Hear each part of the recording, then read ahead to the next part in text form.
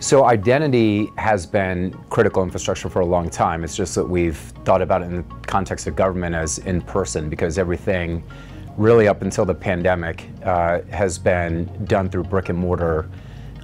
exchanges. With online transactions, and why digital identity is now critical infrastructure is because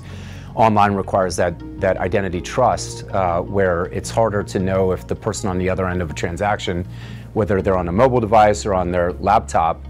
are in fact that person. Advanced identity, like what Socure offers to government,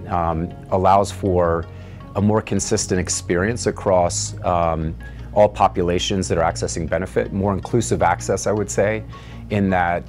people are able to get access to the benefits that they're entitled to through online channels because we're able to actually verify them versus some of the legacy approaches that government has been using, which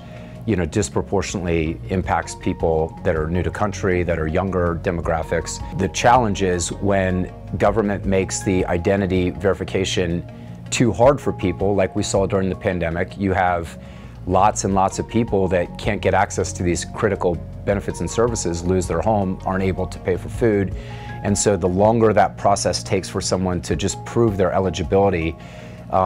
for a government-supported program, it's impacting them in some real life way. So we recently did a data study for a DMV, and there's a real impact to individuals when they're interacting with the government, and we call it the time tax. We evaluated Socure's ability to instantaneously verify 95 to 98% of the population that were applying for a digital account with this DMV so they could do their business online instead of having to pay the time tax of going to a physical location and do stuff in person, which takes them away from being able to work or do other things.